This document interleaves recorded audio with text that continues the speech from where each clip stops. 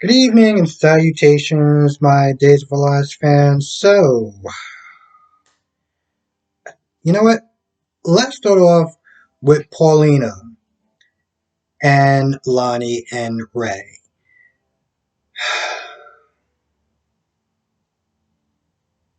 I feel like we're going down this road again with Paulina.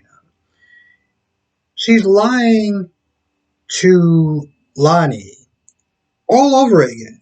What is this, like the third lie now? So, Lonnie sees Paulina arguing with Ray. Well, seeing her be the aggressor. And so she's asking questions like, what's going on? Like, why are you, like, coming at him like that? Why are you being so rude for, you know? Paulina's like, oh yeah, that's my niece or whatever. Like, she doesn't introduce, her as her daughter. And Lonnie is just really thrown off. And throughout the conversation, you can just see Pauline just really getting super aggressive. Um, you know, don't want Ray to sit there and ask her questions, don't want to sit there and have Ray look at the twins or anything like that. And after a while, both of them just leave. They get to the house, and Lonnie's like, what is going on? Why, like, what was that about? And Paulina just lies. Doesn't sit there and tell her that that is her bio dad. He's a very dangerous person. Just lies throughout the entire scene. And I'm sitting there thinking, why? Why doesn't why doesn't Paulina want Lonnie to know who Ray is? I can see if she doesn't want. I can see her not wanting Ray to know who Lonnie is. But why not give her a heads up? I mean, he's in town. He doesn't seem like he's leaving anytime soon, and you're not always going to be around to sit there and try to run interference. Eventually, I don't understand it. It's not really making a lot of sense because at some point, you know, Lonnie is not my favorite character, but she's not an idiot either. Sooner or later, she's going to sit there and put the pieces together. Especially seeing the way how erratic Paulina was sit there acting. And my whole thing is like, granted, before she lied to her for the last time, well, before then, when Lonnie was willing to give her another chance, she was like, yo, listen, just make sure that we're good. You don't lie to me. And then she lies. And now they're in a better place. You would sit there and think at this point, Lonnie shouldn't even have to sit there and tell Paulina, hey, listen, we're starting to get into this better place right now. I mean, we're not there yet, but, we're on better terms. So I'm just going to really, like, I can't emphasize this enough. Please don't lie to me again. And the sad thing is she's going to sit there and say, well, it's not they're doing it for your protection. I'm not going to lie. That whole scene just annoyed the living hell out of me.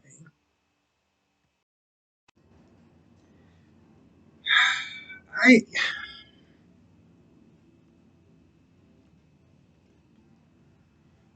lately, Gwen scenes have been harder and harder to watch. And it's like deja vu. It brings me back to before when I first started to not like Gwen. And now, all this is just her being extremely, extremely desperate to sit there and keep this man. I mean, she has Abby's phone and she's sitting there, sending these texts to Chad, saying, listen, I left for Boston. I went to go be with my parents. I wanted to make sure everything was okay. And, it kind of eased Chad's mind for a little bit. Now, after talking to Johnny, and, a couple of times, Johnny's behavior seemed like it was a little kind of off.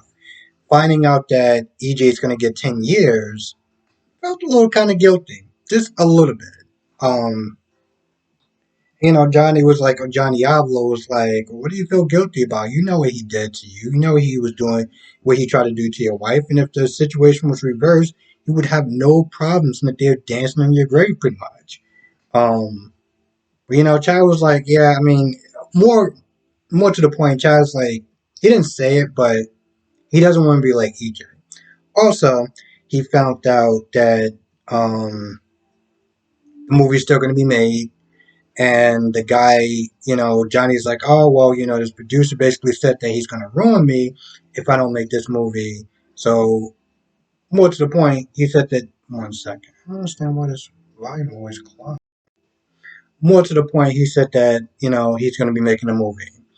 So, with that being said, he asked Chad if he still wants to play John Black since, EJ's, obviously a no go. And he kind of really more or less kind of pressures him into doing it. And there's one point where again he acts out of character. He's like, "Oh, you want somebody else, having sex with your wife?" And Chad's like, "You mean like fake sex, right? Like that's what you mean, right?" And he was like, "Yeah, well, So he said he'll think about it, and moreover, I feel like Johnny's going to be sitting there pushing it. Now, towards the end, Chad winds up calling Jennifer to sit there and check on Abby. And when Jennifer says that Abby isn't there, Chad is like, "Oh, where the hell, where the hell is she?" Now this was stupid on Gwen's part. I mean, granted, yeah, she felt that if she sends a text to Chad to calm his nerves and to not make him look for Abby, that everything was going to be okay. But the only thing that she wound up doing was making the situation worse. When she got when Chad got a text from the so-called Abby and finding out that that's not even Abby that he was talking to, it's gonna make him worry even more. So great job, Gwen. I know that she was not there talking to Ava, not there saying, I know it wasn't kind of a perfect plan, but I'm just not there doing it to buy time until I can come up with something else. The girl who actually came into Salem with plans on top of plans is now sitting there scrambling. The hell? I guess that's what happens when a villain turns to be, tries to turn around and be a somewhat, I guess, not as villainish as she used to be, or as he used to be. There's one point where Ray's sitting there looking, I guess, on his phone, and it seems like he looks up Lonnie. And I'm sitting there thinking, does he know that Lonnie is connected to him or anything like that? But they don't really sit and explain it. But he does want to meeting up with Johnny, and Johnny's like, the movie's on, so I guess we're gonna sit there and raise some hell, pretty much. Now Kristen is sitting there dragging Abby's body pretty much through like the living room and everything like that. And I'm not gonna lie, like her arms do look like she's been working out. Like she just, like I said before, she always, she has this Sharon Stone vibe to her. Anyway, Abby wakes up and Kristen offers her a drink to kind of flush out the sedatives, and at this point, Abby's like, "All right, where am I? You know what? Listen, I'm just gonna leave. I'm just gonna get out of here." This is after Kristen's like, "You're on a deserted island. Where are you gonna go?" And Abby's like, "Oh, well, I'll just take my chances." So Kristen does what she always does. She pulls out a gun and says, "Okay, well, I tried it the nice way, and now we're gonna try it this way." And says that she'll shoot her if she has to. Which, to be honest, I actually feel like she would. I don't think she would kill her, but she would sit there and shoot her. Which is like, what the hell? I mean, your brother is Chad. You have nephews, and how you gonna sit there and justify shooting their mother? Well, to be honest, it's Kristen, so I wouldn't sit there and put it past her.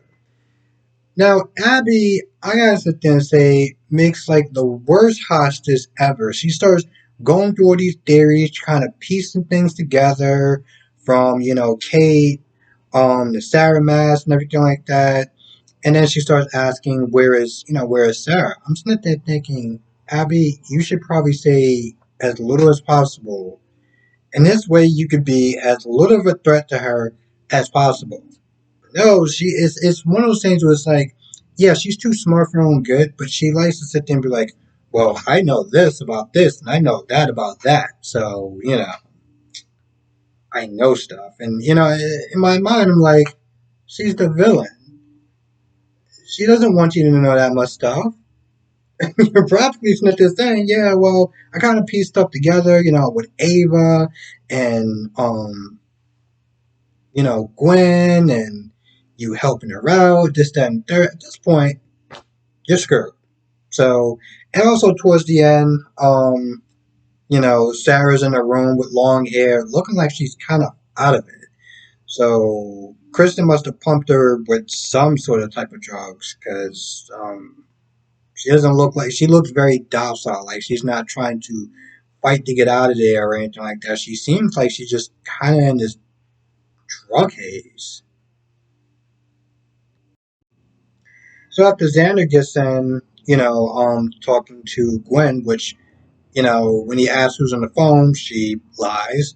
And Xander gives her a gift to kind of make up for the fact that they didn't go to London, and also trying to search for, Sarah kind of making her feel some sort of way. So after they, play mattress tag and everything like that, towards the end of the episode, Xander proposes to Gwen, and I'm like, Gwen, you are just making it so much more worse. Okay? Not only is he going to be pissed that he is even with you in the first place, but now he proposed to someone who kept your ex away from you because, like, they were just so insecure. I just, God. Uh, And, at this point, she's also feeling a bit guilty, with him giving her so much compliments and love and attention and devotion and stuff like that. And then he proposes to her. So at this point, I'm like, Gwen, you have everything that you want and you're going to lose it. And when you do lose it, it is going to be amazing because it couldn't happen to a better person like you. So yeah, EJ's with Bella, and they get ready to go into the courthouse, or whatever, to get sentenced. When he came back in that room, you already knew it was bad. And like I said before, he got 10 years. So he's yelling and he's angry, and then he starts to act a bit uncharacteristic. He's like, listen, you did everything you could, and I really appreciate you and your hard work. But you know what? I don't need you to really sit there and say, hey, why don't you go home and be with Sean and just, I'll just be right here. I'll be good. And,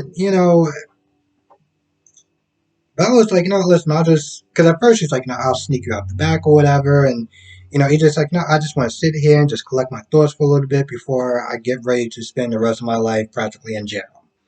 Um, and he keeps trying to get her to leave. And finally, Bella's like, trying to escape, aren't you? Now, I kind of figured that he was when he was like, listen, you're the best lawyer. You really did a great job, and this, that, and the third. And I'm not just saying that some of that stuff that he was saying wasn't true as far as how he felt. But when EJ's that nice, it's usually it's 9 times out of 10 that I can see so far that he is just genuinely lying. Um, well, we'll sit there and say 8 out of 10. And so Bella's like, no, like you can't do that. And EJ's like, yo, listen, I tell you what I can't do. I can't sit there and spend 10 years in jail for something that I didn't do. And Bella just kind of shortcuts this whole conversation. Like, listen, if you do that, Bella's like, if you do that, you will never see Johnny or Sydney ever again. Are you willing to sit there and risk that? And after a hot minute, EJ's like, yeah, I'm not doing that.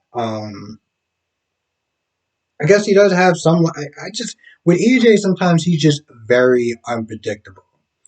And I remember when he first came into town and he threatened Johnny, I was like, oh, okay, so this guy, I mean, if he could sit there and threaten his own son, yeah, what lines can he not? What lines is he not? Is he just willing to cross at this point? But then I kind of realized it's just more to get his point across, and him choosing to sit there and stay to at least get a chance to sit there and be with his kids and not be on the run.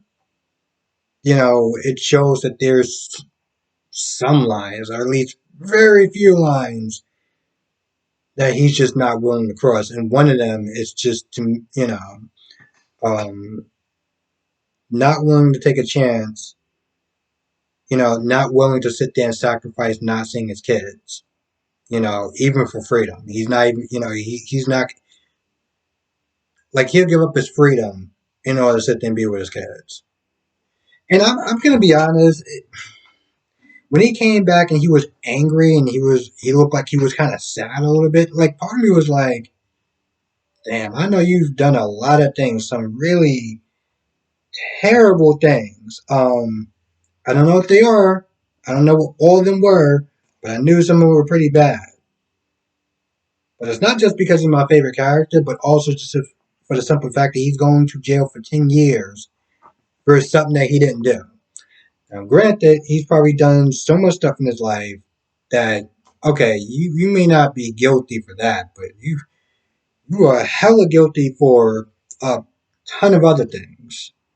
So I was a little kind of conflicted. I did feel a little bit sad for him, though. A little bit. I mean, I kind of got to keep it real. He's one of my favorite characters, but he's done his dirt.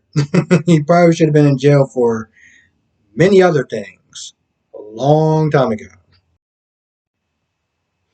I gotta sit there and say I actually enjoyed this episode more than I did GH, and it's just one of those things. It was like the minute I was done watching GH, I was like, all right, I can't wait to sit there and watch these at this point because.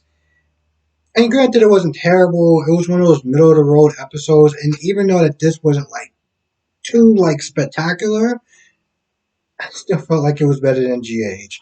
GH is really dropping the ball some days, and it's a problem. But that's for an entirely different video. So, with that being said, I'm gonna go. 1 second. So before I go, I want to sit there and give a quick shout out to Jonathan for sending me this clip of Stefano, which I want to sit there and try to do a reaction video on it because I didn't get a chance to watch it today, but it's still on my YouTube page or whatever as far as my history. So I was gonna sit there and try to do a reaction video towards it. But I also just want to sit there and give a quick shout out to Jonathan for sending me a clip. So thank you. And with that being said, I'm gonna go. I want to thank everyone for watching. Be safe. Let me know what your thoughts are in the comment section below, and I will see you in the next video.